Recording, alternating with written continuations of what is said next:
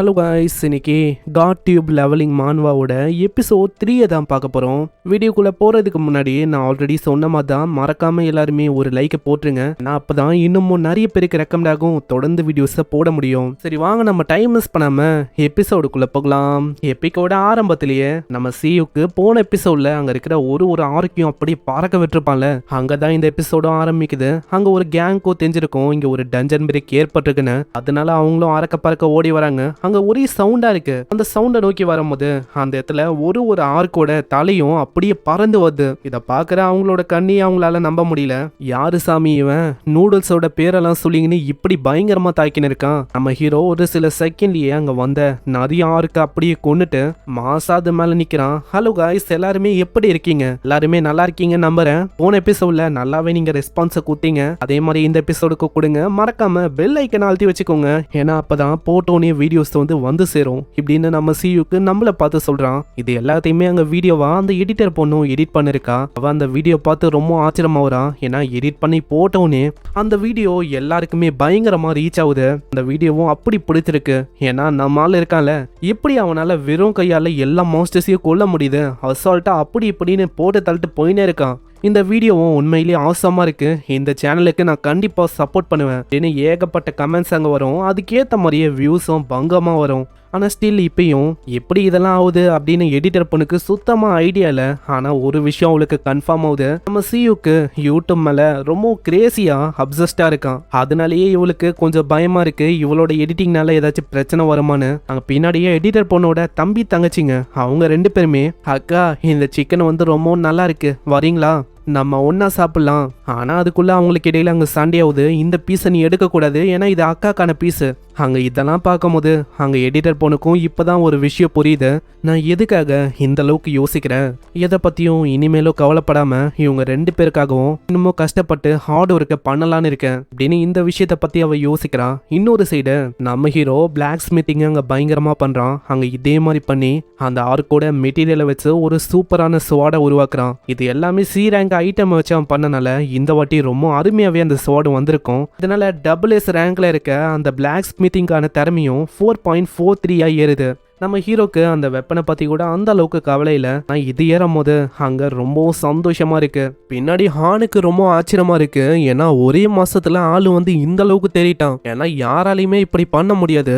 என்னதான் இருந்தாலும் எப்படியோ வருஷங்கள் ஆகலாம் இந்த மாதிரி கிரியேட் பண்ண. ஆனா நம்ம ஹீரோ என்னன்னா அசால்ட்டா இப்படி பண்ணிட்டான்ல.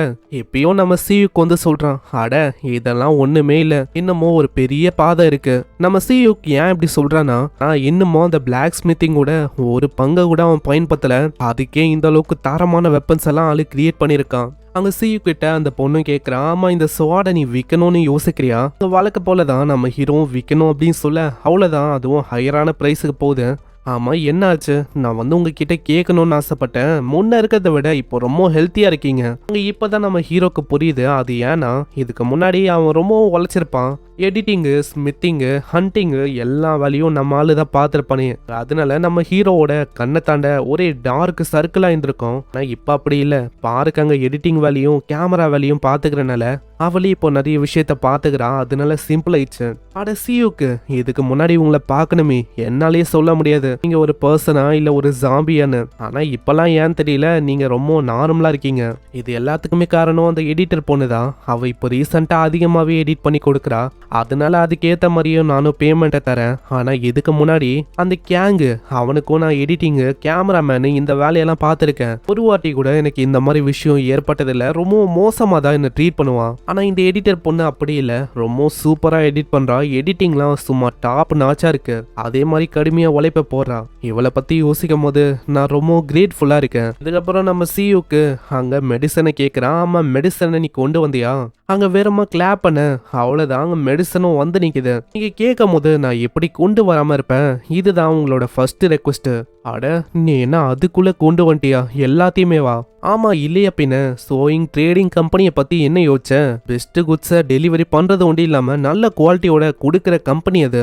அங்க சியூக்கு இதுக்கு எவ்வளோ ஆச்சு அப்படின்னு கேட்குறான். கிட்டத்தட்ட 212 மில்லியனா? அவ்வளோவா? நம்ம ஹீரோ ரொம்ப ஆச்சரியமாகறான். இன்னும் கொஞ்சம் டிஸ்கவுண்ட் தரா. ரவுண்ட் ஆஃபா இப்போதைக்கு நீங்க 200 மில்லியன் கொடுத்தா போதும். ஃபர்ஸ்ட் டீல்னால டிஸ்கவுண்ட் இருக்கு, 2வது வாட்டி இப்படியெல்லாம் இல்லை, ஓகேவா? அட பரவாயில்ல, ரொம்ப நன்றி. ஆமா, நான் இப்பயும் யோசிக்கிறேன், இந்த அளவுக்கு ஹர்ப்ஸை வச்சு நீ என்ன பண்ண போற? வேற என்ன கிளினிக்கல் ட்ரையல்ஸ் அதை பண்ணலான்னு இருக்கேன், அதுக்காக தான். ஆனால் நம்ம ஹீரோ கிட்ட மெடிசனுக்கான டபுள்எஸ்க்கான ஸ்கில்லும் இருக்கு. என்ன அதில் பெரிய உச்சத்தை அவன் தொடணும். அப்பதான் எந்த டிசீஸாக இருந்தாலும் என்ன விதமான கியூராக இருந்தாலும் அசால்ட்டாக அதை எடுக்க முடியும். அதுக்காக ஆள் வந்து வீடியோ பார்க்குறான் பார்த்துக்கினே தான் இருக்கான். ஆனால் அந்த ஆள் சொல்கிற எந்த விதமான விஷயமும் மண்டையில் ஏறுற மாதிரியே இல்லை. ஏதோ பிளான்ட்டுன்னு சொல்கிறான், ரூட்டுன்னு சொல்கிறான், ஃப்ரூட்டுன்னு சொல்கிறான், இந்த மாதிரி சொல்லிக்கினே போகிறான். அங்கே இதனால சியூக்கு பயங்கரமாக கடுப்பாகுது. என்ன இது ஒன்றுமே புரியலன்னு. அங்கே இதனால நம்ம ஹீரோவோட ஸ்கில்லும் அங்கே டெவலப் ஆகுது. பரவாயில்லப்பா, சும்மா யோசிக்கிறதுக்கே டெவலப் ஆகுதா, இது உண்மையிலேயே நல்லா இருக்கு.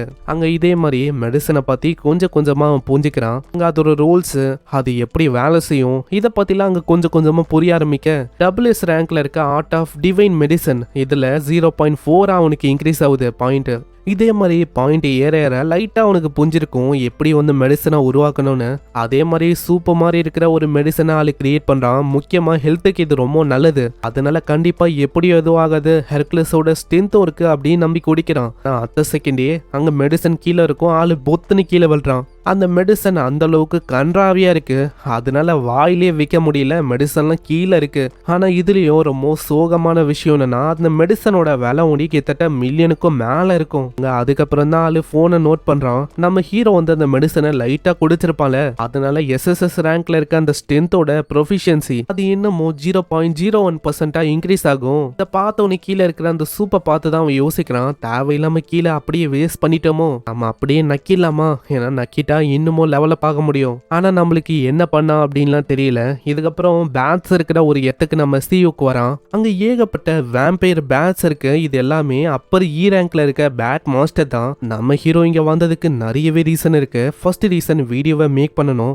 ரெண்டாவது பேட் எல்லாமே ஆக்சுவலா ரேட்டா அப்படின்னு செக் பண்ணணும்னு வந்திருக்கான். மூணாவது என்னன்னா, இந்த வேம்பயர் பேட்ஸ் இருக்குல்ல, இதுங்க காலனியா 100,000 வாழும் போது இதுங்களோட உடம்புல ஏகப்பட்ட டிசீஸ் இருக்கும்.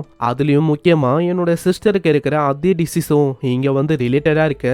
அதனால நான் வந்து அதை பத்தி தெரிஞ்சுக்கணும் அப்படின்னு வந்திருக்கேன். ரொம்பவும் இன்ட்ரெஸ்டிங்கான ஃபேக்ட்ஸ் என்னன்னா, இந்த வேம்பயர் பேட்ஸுக்கு நிறையவே டிசீஸ் வந்து இருக்கும். ஆனா அதனால இதுங்களுக்கு பெருசா எதுவும் ஆகாது, மத்தவங்களுக்கு தான் அஃபெக்ட் ஆகுமே. அதனால என்ன விஷயம் அப்படின்னு இன்வெஸ்டிகேஷன் பண்ணலான்னு வந்திருக்கேன். ஏன்னா சீஹாவோட டிசீஸுக்கு இங்க தான் தீர்வு இருக்கும்னு நினைக்கிறேன். ஏன்னா என்கிட்டயும் ஆர்ட் ஆஃப் டிவைன் மெடிசன் அந்த எஸ்எஸ் ரேங்க்ல இருக்க அந்த ஸ்கில் வந்திருக்கு. ஆனா இப்படி போகும்போது அங்க யாரோ ஒருத்தங்க இருக்கிற மாதிரி ஃபீல் ஆகும். யாரான்னு பார்த்தா நம்ம ஹீரோ கேமராமேனா இருக்கும் போது கேங் கூட சில பல ஆளுங்க இருந்திருப்பாங்க. அந்த ஆளுங்க தான். சியூக்கும் யோசிக்கிறான், ஆமா இவங்களுக்கு இங்க என்ன வேலை, ஏன்னா நார்மலா டஞ்சனை பொறுத்த வரைக்கும் அசைன் செய்யப்பட்ட ஆளுங்களால ஒண்டி தான் இப்போ உள்ளே வர முடியும். அப்படி இருக்கும்போது ஒரு இ ரேங்க் டஞ்சன்ல இவங்களுக்கு என்ன வேலை, ஏன்னா இவங்களோட ரேங்கை வச்சு பார்த்தா கண்டிப்பா இவங்க எல்லாருமே சி ரேங்க் ஹண்டர்ஸ்ன்னு நினைக்கிறேன். ஆனா இவங்க இங்க வந்திருக்காங்கன்னா கண்டிப்பா என்ன ஃபாலோ பண்ணி தான் வந்திருக்காங்கன்னு நினைக்கிறேன். ஏன்னா டஞ்சன் இருக்குல்ல, இது வந்து ஒரு ஐசோலேட்டடான ஏரியா. இங்க இன்டர்நெட் சிக்னல் எதுவுமே இருக்காது. அதனால இந்த இடத்துல இறந்து போறதும் கொலை பண்றதும் யாருக்குமே தெரியாது. சரி, அப்போ இவங்க என்ன கொல்லணும் அப்படின்னு தான் இங்க வந்திருக்காங்கன்னா சரி, இவங்க எல்லாரையுமே ஒரு கை பாத்திர வேண்டியதான். இதுக்கப்புறம் போற வழியில பின்னாடி கடைசியா இருக்கிற அந்த பையனும் கேட்கிறான், ஆமா அந்த பையன் உண்மையிலேயே இங்க தான் வந்தானா? ஆமா தல, அவன் இங்க தான் வந்தான். ஆனா அந்த சியூக்கு எங்க போனானே தெரியல. யோ, நீ சொல்றபடி அவன் இங்க வந்தானா, அவன் இப்போதைக்கு நம்ம கண்ணில் மாட்டிருக்கணும். ஆனா சியூக்கு எங்க போனா? மேபி அவன் இறந்து போயிருக்கும் வாய்ப்பு இருக்குல்ல. ஆமா ஆமா, அவன் ஒரு எஃப் ரேங்க் ஹண்டர் தான். அப்படி இருக்கும் போது அவனால இந்த மாதிரி டஞ்சன்ல சர்வேவே ஆக முடியாது. கண்டிப்பா இப்போதைக்கு அவன் இறந்து போயிருப்பான்னு நினைக்கிறேன். சரி, ஏதோ ஒன்று கேங்கால கொடுக்கப்பட்ட அந்த வேலை இன்னமும் ஈஸி ஆயிடுச்சு. வேலை முடிஞ்சிச்சுப்பா, நம்ம ஏதோ ஸ்ட்ராட்டஜி எல்லாம் மேக் பண்ணோம் அப்படின்னு நான் யோசிச்சேன். ஆனா இப்போ அதெல்லாம் தேவையில்லைன்னு நினைக்கிறேன். ஆனா இன்னொரு பையனும், ஆனா ஸ்டில் இப்பயும் எனக்கு வந்து டவுட்டா இருக்கு. ஏன்னா அவனோட வீடியோஸ் எல்லாம் நீ பார்த்திருக்கியா? சியூக்கோட வீடியோஸ்ல பயன்படுத்துற அந்த பவர்ஸ் எல்லாமே ரொம்ப பயங்கரமா இருந்துச்சு. அட பைத்தியக்காரா, என்ன நீ ஒல்லன்னு இருக்க? ஏன்னா அந்த விஷயத்தை இன்னுமா நீ நம்புற? கண்டிப்பா எல்லாமே ஃபேக்கு, அதாவது ஏஐ வச்சு அவன் கிரியேட் பண்ணியிருப்பான். அதனால அதை பத்திலாம் நீ ஒன்றும் பெருசா யோசிக்க வேணாம் இப்படின்னு இவங்களோட கேங்கும் அங்க முன்னாடி போக ஆரம்பிக்குது. இன்னொரு சைடு இப்படி இவங்க போகும்போது திடீர்னு ஒரு பர்சனுக்கு பின்னாடி நம்ம ஹீரோ வந்து நிக்கிறான். இப்படி ஒரு பிரசன்ஸ் அவனுக்கு ஃபீல் ஆகும்போது பயந்து போயிடுறான். என்ன ஆச்சு? என்னை பத்தி பேசுற மாதிரி நான் இங்க கேள்விப்பட்டனே.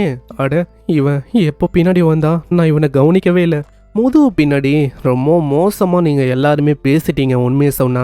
அட இவன் வந்து எப்போ இங்க வந்தான்? நம்ம எல்லாருமே ஒன்னா தானே இருந்தோம். இவன் வந்ததை யாருமே கவனிக்கலையா என்ன? காய்ஸ் இதுக்கெல்லாம் தயங்கினா வேலைக்காவது. அவன் கிட்ட எந்த விதமான பவர்ஸும் இல்ல. நான் உன்னோட கதையை முடிக்கிறேன் அப்படின்னு ஆளு வேகமா வரேன். ஆனா வேறமா ஒரே ஒரு பஞ்ச் ஒண்டி தான் வர்றான். அந்த ஷீல்டு அந்த ஆளு 2 பேருமே பறந்து போய் எங்கேயோ விழுறாங்க.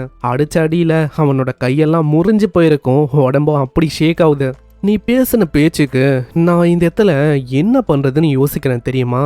ஆனா ஏதோ ஒண்ணு இங்க ஒருத்தண்ட ஒண்ணு மீதி இருக்க மத்தவங்களோட கதையும் முடிக்க வேண்டியதான். சியுக்கு நீ பண்ற விஷயம் வந்து சரியில்லடா. ஆனா அத்த செகண்டே சொன்ன அந்த பர்சனோட நிலைமையும் ரொம்ப மோசமாகுது. கடைசியா இருக்க அந்த பையனும் ரொம்ப பயந்து போயிடறான். தலை கொஞ்சோண்டு நம்ம பேசி தீர்த்துக்கலாமா? நான் ஒன்னும் அவங்க கேங் இல்ல தலை தயவு செஞ்சு என்ன விட்டுறியா? நான் எல்லா விஷயத்தையும் சொல்றேன். ஆனா நம்ம ஹீரோ அங்க நெட்டெல்லாம் வச்சுக்கின்னு மாசா வருவானா? ஐயோ தயவு செஞ்சு என்ன விட்டுறியா? நான் வந்து எல்லாத்தையும் சொல்லிடுறேன். ஓ அப்படியா? ஆனா சோகமான விஷயம் என்ன தெரியுமா? நான் யாரையுமே நம்புறதே இல்ல. ஆனா ஸ்டில் இப்பயும் ஒரு கடைசி பீஸா நீ ஒண்டிதான் இங்க இருக்க. அதனால உன்னோட கதையும் முடிக்கிறேன். அத்த செகண்டே கத்துற சவுண்ட் ஒண்டிதான் கேட்கும். அங்க ஆளு முட்டி போட்டு நம்ம ஹீரோ முன்னாடி உட்காரான். ஆமா இது எல்லாத்தையுமே பண்ண சொன்னது கேங்கா? கேங்கு தான் இப்படி பண்ண சொன்னானா என்ன? ஆமா தல கேங்கு தான் பண்ண சொன்னா. ஒழுங்கா பேசுறா. தல எப்படி ஒழுங்கா பேச முடியும்? வாய் எப்படி வீங்குக்கு? சரி மரியாதையா சொல்லு. எதனால அவன் என்னைய டார்கெட் பண்ணிருக்கான்? எதுக்காக என் மேல இந்த அளவுக்கு அவனுக்கு இன்ட்ரெஸ்ட் இருக்கு? எனக்கு தெரியல தல. தெரிஞ்சா நான் கண்டிப்பா சொல்லிடுறேன். ஆனா கை அங்க முறுக்கும் போது தல உண்மையில எனக்கு தெரியாதியா? அங்க இப்படி இவன் சொல்லும் போது கண்டிப்பா அது உண்மையா தான் இருக்கும் அப்படின்னு நம்ம ஹீரோவை நம்புறான். சரி ஏதோ ஒண்ணு. அவன் எங்க இருக்கான் அந்த விஷயம் வந்து தெரியுமா? கண்டிப்பா நான் வந்து சொல்றேன். நீ என்ன பண்ணு 3 பேருமே பின்னாடி கொண்டு வா. ஆனா தலை அவங்க 3 பேரும் இறக்கல. இல்ல நான் வந்து அவங்கள கொல்லல, சும்மா அடிச்சு மயக்கமாக்கியிருக்கேன் அவ்வளவுதான். அதே மாதிரி அந்த கேங் அவன்கிட்டயும் போய் சொல்லு. இந்த டைம்ல அவங்க எல்லாருமே இப்படி மயங்கி இருக்காங்க. நெக்ஸ்ட் டைம் இந்த இடத்துல அவன் தான் மயங்கி இருப்பான். அதனால உன் மண்டையில ஏறுதா இல்ல இல்லையா? புரியுது நான் போய் சொல்றேன். இதுக்கப்புறம் அந்த 3 பேருமே நம்ம கேங் கேட்டா வராங்க. என்ன ஒன்று அவங்க 3 பேரோட நிலைமையும் ரொம்ப மோசமாக இருக்கு. அங்கே கேங்க்கு புரியல என்ன ஆச்சு அப்படின்னு கேட்குறான். ஆனால் திடீர்னு சியூக்கு திடீர்னு அங்கே அப்பியர் ஆவானா. என்ன ஆச்சு கேங்? உன்னை பார்த்தே 1 மாதம் ஆயிருக்கும்னு நினைக்கிறேன். கேங்கோட முகமே இதை பார்த்தோன்னே ரொம்ப கடுப்பாகும். ஏன்னா நம்ம கேங் வந்து சியூக்க கொல்லணும் அப்படின்னு ஆர்டர் கொடுத்துருப்பான். ஆனால் இங்கே என்னன்னா சியூக்கு உயிரோட இருக்கான். அதனால அங்கே இருக்கிற ஆளுங்களும் அட நீங்கள் நினைக்கிற மாதிரி இல்லை கேங், நீ தப்பாக புரிஞ்சுக்கிற. நாங்கள் ஒன்றும் இப்படியெல்லாம் வேணும்ட்டே பண்ணல. இது எல்லாத்துக்குமே காரணம் சியூக்கு தான். நாங்க ரொம்ப அப்பாவி. ஆனா நம்ம ஹீரோ எண்ணெயில தண்ணியை ஊத்துற விதமா, ஹேய் பரவாயில்ல நீ உண்மையிலேயே எல்லாத்தையுமே பிளான் பண்ணிருக்க. பர்ஃபெக்டான பிளானா இருக்கு உன்னோட பிளானு. அட கேங்கு எனக்கு வந்து இவன் சொல்றதுக்கும் இவன் சொல்ற அந்த பிளானுக்கும் எந்த விதமான சம்மதமும் இல்ல. அதனால விட்டா போதும்னு ஆளு அப்படி ஓடி போறான். பின்னாடியே அந்த மத்த ஆளுங்களும் ஓடி வராங்க. அங்க இப்போ கேங்கும் நம்ம சியுக்கு ஒண்டிதான் நிக்கிறாங்க. அங்க கேங்கு பயங்கரமா கடுப்பாவுது. சியுக்கோ சொல்றான், என்னப்பா இந்த இடத்துல தனியா நீ ஒண்டிதான் இருக்கன்னு நினைக்கிறேன். நீ உனக்கு கீழே இருக்கிற அந்த ஆளுங்க கூட ஒழுங்கா பிஹேவ் பண்ணிருக்கணும்னு நினைக்கிறேன். பாரு ஒரு கோலை மாதிரி உன்னை விட்டு அப்படியே ஓடி போயிட்டாங்க. இல்லைன்னா யோசிச்சு பாரு, பாசிபிளி நான் எப்படி இந்த இடத்துல இருந்திருப்பேன். எனக்கு புரியல எப்படி இது பாசிபிள். இந்த கேங் இப்போதைக்கு இறந்து போயிருக்கணும். நான் இந்த கேங் வந்து ஜஸ்ட் ஒரு ரேங்க் ஹண்டர் தான். அப்படி இருக்கும் போது எப்படி இவன் இந்த அளவுக்கு பலசாலியானா? பவர்ஸ் எல்லாம் எங்கேருந்து வந்துச்சு? ஆனா நம்ம ஹீரோவும் யாருக்கு தெரியும், எல்லாமே மேல இருக்கவன் கையில இருக்கு. அதனால தான் இப்படி ஒரு விஷயம் ஏற்படுது தெரியுமா? ஆனா நான் உன்கிட்ட கேட்கவே இல்லை. எதுக்காக நீ வந்து என்னை கொல்லணும், என்னை மூச்ச வேணும் அப்படின்னு பாக்குற? நான் எதுக்காகடா உன்கிட்ட அந்த விஷயத்த சொல்லணும்? ஆமா நீ வந்து கரெக்டா தான் சொல்ற. நீ ஒன்னும் அதெல்லாம் சொல்ல வேணாம். ஏன்னா அதுக்கு அவசியமும் இல்ல. பயங்கர வேகமா பஞ்ச் அடிக்கலான்னு வரான். திடீர்னு கேங்கும் அவனோட ஸ்வாடை எடுத்து நடுவுல நீட்டுறான். இதனால சி கூட அட்டாக்கும் அப்படியே பிளாக் ஆகுது. அங்க பெரிய அளவுல ஒரு ப்ரெஷரும் வெளிப்படும். அங்க இதுல ஒரு விஷயம் வந்து நம்ம சியுக்கு புரியுது. இவன் வந்து பி ரேங்க் ஹண்டரு, மற்ற ஹண்டர்ஸ் மாதிரி இல்ல.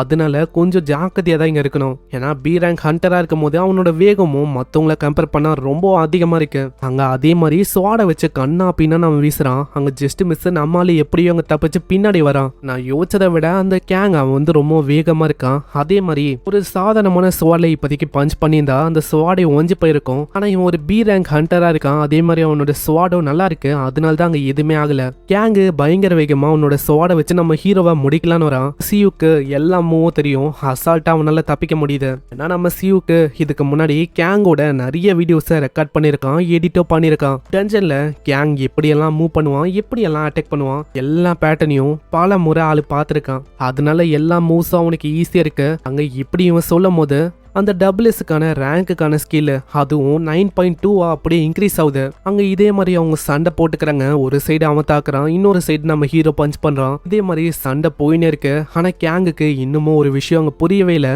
ஏன்னா எல்லா டைமும் அட்டாக்ஸ் தான் அவன் ப்ரிசைஸா பண்றான். அப்படி இருக்கும் போதும் எப்படி அவனால தப்பிக்க முடியுது? ஒரு ப்ளோ கூட அவன் மேல விழவே இல்லை. அவன் என்ன என்னோட மைண்டை ரீட் பண்ணிருக்கானா என்ன? இல்ல கண்டிப்பா அதுக்கு வாய்ப்பே இல்லை. ஏன்னா நான் ஒரு பி ரேங்க் ஹண்டரு, அவன் வெறும் ஒரு இ ரேங்க் ஹண்டர் தான். அப்படி இருக்கும் போது அதுக்கெல்லாம் சான்ஸே இல்லை. நான் ஒரு எஸ் ரேங்க் ஹண்டரால ஒண்டிதான் இப்படி பண்ண முடியும். ஆனா ஆளுக்கு தெரியாது நம்ம ஹீரோ கிட்ட தான் 3 டபுள்எஸ்க்கான ஸ்கில் இப்போ இருக்குல்ல. ஆனா இப்படி இவன் யோசிக்கும் போது ஒரே பஞ்சு மூஞ்சிலேயே வைக்கிறான். இதனால கேங் தூரம் போய் விழுறான். ஆனா நல்ல வேலை அவனோட ஸ்வாடை வச்சு எப்படியோ அவங்க பேலன்ஸ்டா நிக்கிறான். இல்ல இதை என்னால நம்பவே முடியல. இதுக்கு வாய்ப்பே இல்லை. எப்படி இவன் இந்த அளவுக்கு பயங்கர ஸ்ட்ராங்கா இருக்கான்? ஏன்னா இதுக்கு முன்னாடி இவன் ஏதோ ஒரு சேனலை ஸ்டார்ட் பண்ணான். அதுலயும் நான் அவனோட வீடியோஸை பார்த்தேன். அந்த டைம்ல நான் என்ன யோசிச்சேன்னா எல்லாமே ஃபேக் தான் அப்படின்னு யோசிச்சேன். ஆனா இப்பதான் அந்த ரியலான ஸ்ட்ரென்த்தை பத்தி எனக்கு புரியுது. சியூக்கு நீ பண்ற வேலையால இன்னமும் தான் எனக்கு கோவமாவுது. உன்னோட கதையை நான் முடிக்காம விட மாட்டேன் இப்படின்னு கேங்கு அவனோட சுவாட்ல ஆறாவை அப்படியே வர வைக்கிறான். ஆறா சுவாட் டெக்னிக்கு அங்க இப்படி பண்ணும் போது நம்ம சியூக்கும் அட இருப்பா, அதுக்கு நீ இப்படி சீரியஸ் ஆக வேணாப்பா. என்ன ஆச்சு? நான் பயந்து போயிட்டேன் அப்படின்னு யோசிச்சியோ? எல்லாமே ஒரு நடிப்பு தான். இந்த இடத்துல நீயே இப்படி பண்ணும் போது எனக்கும் வேற வழியில என்னோட பவரை கொஞ்சம் அதிகமா காட்டலான்னு இருக்கேன். இப்பதான் உண்மையான ஃபைட்டே ஆரம்பிக்குது. அங்க சீரியஸா நம்ம ஹீரோ ஹர்குலஸோட பவரை வெளிப்படுத்தும் போது பின்னாடி அப்படியே ஹர்குலஸே அப்பியர் ஆவாரு. அங்க ஹர்குலஸோட மூமெண்ட்ஸ் எல்லாமே நம்ம ஹீரோக்கு வரும். நம்ம கால் வைக்கிற அந்த இடம்லாம் அப்படியே உடஞ்ச போகுது. ஒரே செகண்ட்ல நம்ம கேங்குக்கு முன்னாடி நிக்கிறான். கேங்கு சுத்தமா ஐடியால எப்படிடா நம்ம சியூக்கு இதை பண்ணான்னு. ஆனா ரொம்ப லேட் ஆயிடுச்சு. அங்க யோசிக்க கூட டைம் இல்ல. சியூக்கு வெறுமா அந்த பயங்கரமான பஞ்ச் அடிக்கிறான். அடுத்த செகண்டே மிகப்பெரிய எக்ஸ்ப்ளோஷன் ஏற்படுது. இதுக்கப்புறம் அந்த இடமே தரமட்டமா அழிஞ்சிருக்கும். அங்க என்னடா சவுண்டுன்னு போலீஸ் மாதிரி சில பல கேங் இருக்கும். அவங்க வராங்க. போயிட்டு நல்லா செக் பண்ணுங்க அப்படின்னு அங்க ஜங்குன்னு ஒரு பொண்ணு சொல்றான். இது கேட்டோனே எஸ் மேம் நாங்க பண்றோம் அப்படின்னு சொல்லிட்டு போறாங்க. அங்க நல்லா செக் பண்ணும்போது நம்ம ஹீரோ ஒரு ஸ்வாடை வச்சுக்கின்னு மாசா அங்க நிக்கிறான். இப்படி இவன் நிக்கிறதோட எங்கே இந்த எபிசோட முடியுது. இந்த எபிசோடு உங்களுக்கு பிடிச்சிருக்கும்னு நினைக்கிறேன். இதுக்கப்புறம் தான் நம்ம ஹீரோட பவர் பயங்கரமா பூஸ்ட் அப் ஆகும். ஒரு டஞ்சனை அப்படியே அழிப்பான். அதே மாதிரி ஒரு லெஜெண்டரியான ஃபென்ரர் அது கூடயும் சண்டை இருக்கு. அதுவும் செம்மையா இருக்கும். அதோட ஸ்டோரியும் நல்லா இருக்கும். அந்த ஃபென்ரர் வந்தோடனே இன்னும் ஃபன்னா போகும். ஸோ மிஸ் பண்ணாம பாருங்க.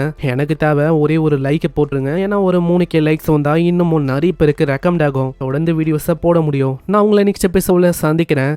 தேங்க்யூ ஃபார் வாட்சிங். சைனரா.